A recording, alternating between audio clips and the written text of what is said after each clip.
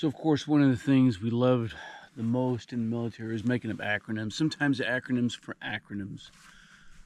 But one of them, a MESL, right? So a master event scenario list. And this is, when a unit goes to the field and they're being evaluated, the evaluators will take from this packet, this list, this master list of events, and pull one out of the pocket and feed it so that the unit that is being evaluated can run through their SOPs to figure out how to get from when that triggering event happened through what the outcomes need to be, right? Or the outputs need to be.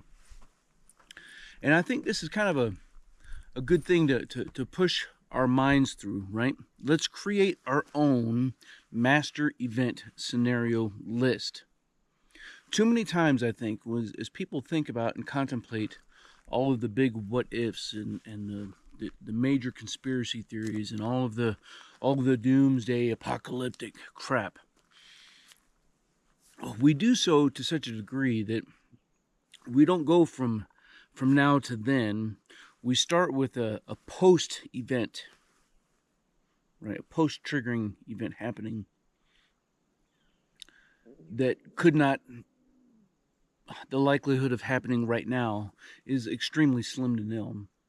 And then we build from there, right? So we work from that event to the right, but we never worry about the left, right? What happens between now and this event happening?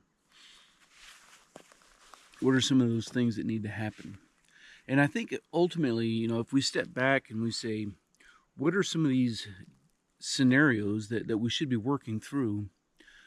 There are probably some that are more likely to occur than others. I'm looking forward to hearing your thoughts and your comments down below as we all continue to master our craft and develop our tactical virtue. The first one that I want to bring up is we'll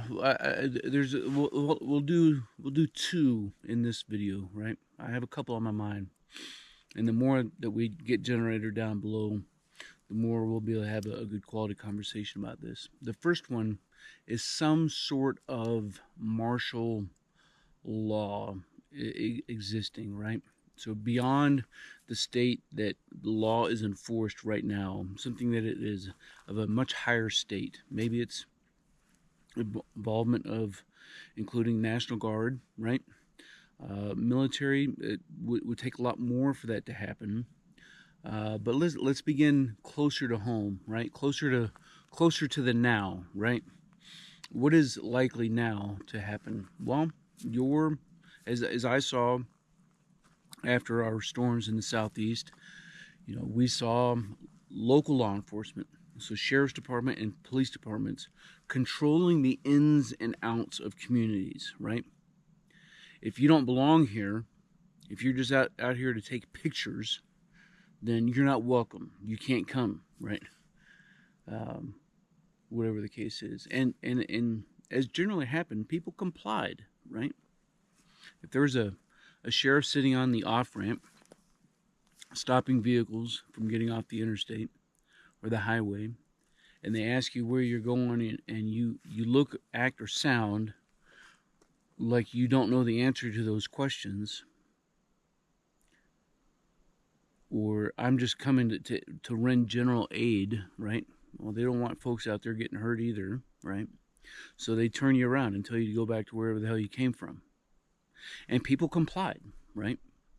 We saw this a couple years ago with crazy things that the government that we loved to trust, that some of y'all love to trust, tells you to do something, and the masses will comply, right? It doesn't take much to enforce a curfew if people feel like they want to be safe, and they feel like they will be safe. If there is a curfew, they will abide by the curfew because they want to be safe, right?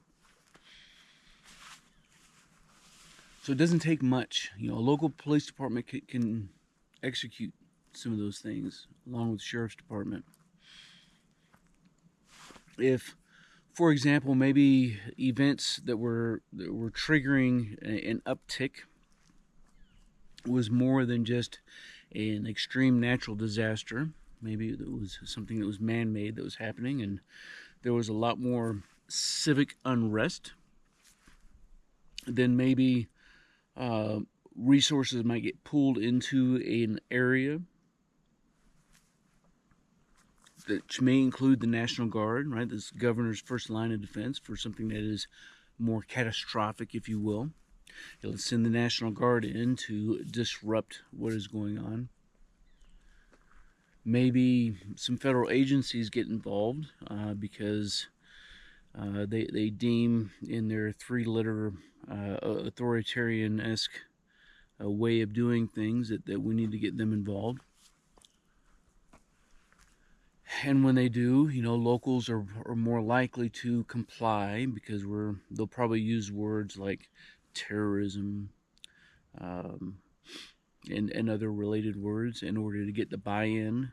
Like, if you don't help us stop these people, then your people may be at risk, or we may have to switch some funding that's happening, right? Whatever the case is, they get involved and things happen. National Guard gets involved, things happen. And they, a National Guard, they could probably manage a decent sized town should the need arise, if again people were complying and wanted to comply with that increased presence. Now, could the military be involved, like active duty Title 10 military service members be involved in a civil unrest scenario, in a martial law scenario? The answer, can they, is the wrong question, because anything can happen depending on what happened to the left, right? But what's the odds of that happening? The odds are slim to nil, right? It takes a tremendous act for things like that to happen. And even, after Katrina, we saw Title 10 dudes get involved, and they got beat down because they were overstepping their authority, right? But let's say that some event happened that took or that pushed, that propelled the local, state, and federal government to say, we need the full force of martial law happening on your doorsteps. How much could they actually enforce martial law? I'm in California right now, right? And if I go down into the valley and I could find the closest large city, Sacramento's certainly large for me, but in California, Sacramento is not large. So let's go all the way over to San Francisco. What size military force would it take? And well, I don't want to use military force. What size force would it take to occupy San Francisco from a people who did not want to give up their liberty, right? Big difference here. Again, if people want their liberty to be withdrawn because they think that they will be safe, then it takes a police force to do that, right? Maybe it takes National Guard to come in to help quell some violence or whatever. But let's say it's escalated beyond that and the local populace does not want to be controlled in the way that this force is trying to demonstrate control and authority. How much would it take to occupy San Francisco? And the hard, honest truth is, after looking at over 40 years of military operating overseas, it is bigger than the military. The military could not occupy San Francisco from a group of people. Obviously, San Francisco is a bad example, right? Because it's freaking California and it's San Francisco. But I'm sure that there's enough, even in a place like that, enough good dudes who would not want it. Even if those good dudes are typically right now, they may not be the good dudes. They could be the bad dudes, right? If you took all the criminals on the street and you said, hey, if they all gang together and said, we don't want these fucking dudes here in our town, well, then guess what? It's going to take more than what's down there. And even if you threw in all the tanks and all the Bradleys and we're doing patrolling and all the things, like, there's only so much that a military force can do. We've seen it, right? Time and time again. And not just with American forces and our boots on the ground, but with other military forces and their boots on the ground. There's only so much that can be done. Even if, you take our budget on defense and how large it is, you would think that we are this like crazy unstoppable force, and that's just not the case. It's much more complicated than that, right? So again, I'm looking forward to hearing your thoughts and your comments down below about civic unrest, and a large response. Is it likely, and what would it take to occupy a large city, a county, a region, a state, let alone an entire country? Come on, we can do better than this. What would it actually take to do that?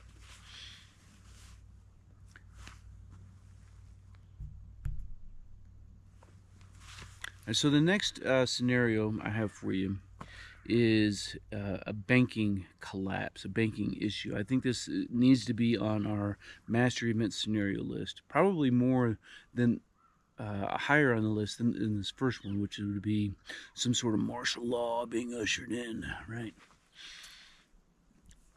Because if you think about it, we know that Americans spend more than what they make, right? We know that our U.S. government spends way more than what it brings in revenue. And it wouldn't take much for somebody to use some sort of hacking.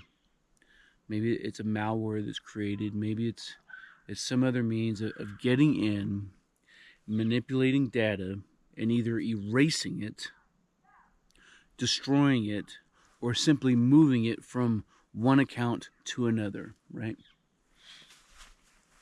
Like, I'm no whiz, but I think it's pretty freaking ultimately possible. Maybe it's just a local event, right? Maybe it's your local mom and pop bank, right?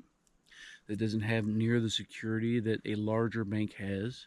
You say, well, Stoker, man, that's what the FDIC is there for. Well, honestly, that is not what the FDIC is there for, right? They do not protect against fraud, identity theft, right? Now, your bank may protect you against that. Your credit card company may protect you against that, but that's not what the FDIC does.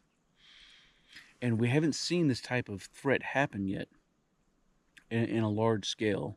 Smaller scales, yes, and more often than not, these bad dudes out there, right, they have figured out that doing some sort of social manipulation and getting people to ultimately willingly transfer their money to them is easier on the masses. But what would it honestly take for a large scale cyber attack to go in and completely decimate data centers to the point where all of your money, which doesn't actually exist, disappears? What would happen, right? Maybe it's not just individual money that disappears, because that would be bad enough, right? That would be catastrophic. But what would happen if companies' money disappeared? What would happen if a large bank's money simply disappeared? Now, there are certainly a lot of controls to help prevent and mitigate things of this scale of happening. But it is still possible. And the effects of this type of attack would be catastrophic. Because as soon as it happened, what's the one thing that everybody who wasn't affected is going to do. We've already seen this play out. Right? When people fear the financial institutions, what do? They pull their finances out. When people do that in mass, what is that next order of effect, right? First order of effect from this triggering event was people pulling their money out. The second one is everybody pulling their money out. And what happens then? Value is decimated. Banks crash. Financial institutions crash. Markets collapse. Companies can no longer afford to buy the things or to pay the people, right?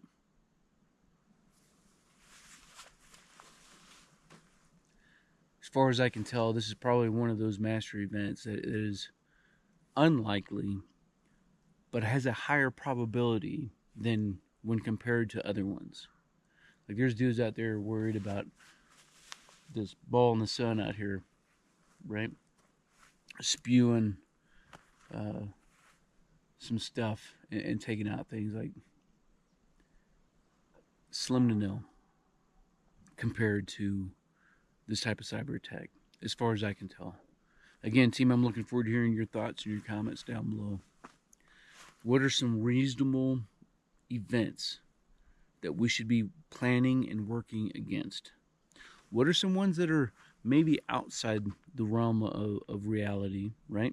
If I can call it that, or have a much lower probability, but higher risk, right? It's okay to talk about those too. What are some things that we should be talking about? What are some ways that we can work around them? In this one, we didn't talk about so much of that, so we can talk about this, right? Some of the things that we can do to help work around a large scale extending the rule of law in an area. One is to know your area, right? You have to know all of the ins and all of the outs of your area so that you can have freedom of maneuver when those roadblocks are set in place, right? Does that make sense? So that you can get from your house to your mom's house, into the store and back, and you have primary and alternate routes that are set up, and you've done the prior planning. You know where these checkpoints may likely be set up, and you can avoid them altogether. Because should things attempt to be locked down, then odds are there will be an increased activity of looting, right, and of raiding. Because other things, there's other second, third order of effects that may be happening, like a loss of power, a loss of water, right?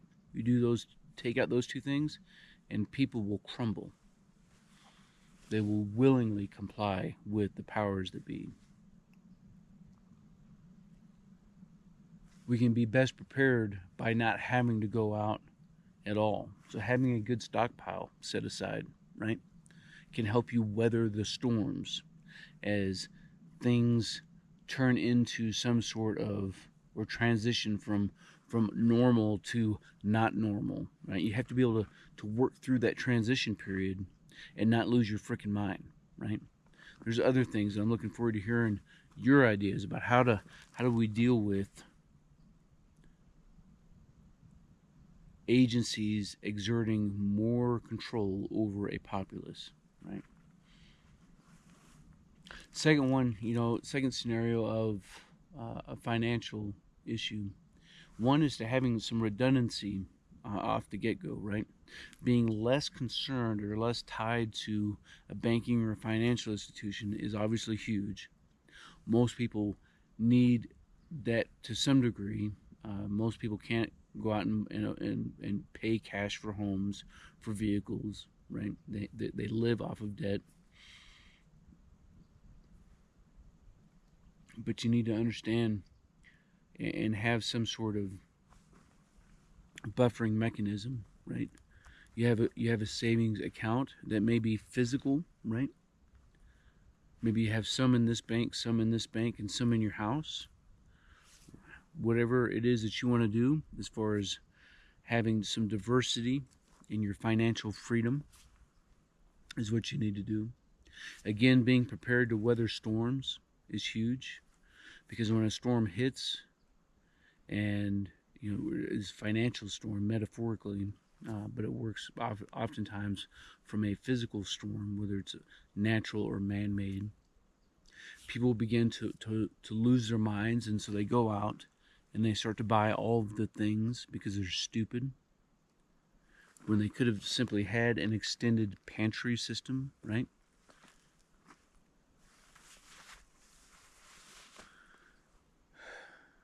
A lot of shit to consider. Thing is, how much of your life is ultimately controlled or dictated by others, and how much of your life, how much autonomy do you have at the end of the day? Really, that is the question. How much actual autonomy are you building into your life?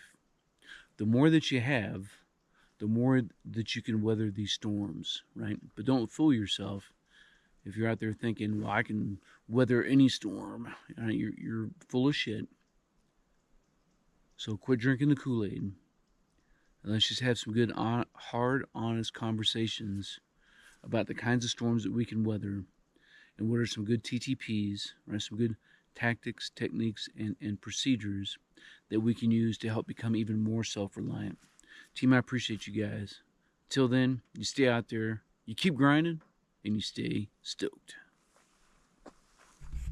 Team, if you want to master your craft and develop your tactical virtue, make sure you subscribe to the channel and click that notification bell so that you can stay up to date with future content. Consider becoming a channel member. It's going to give you exclusive access to content not available to anybody else. I appreciate you guys. Until then, you stay out there, you keep grinding, and you stay stoked. We know you're out there! Come to my voice!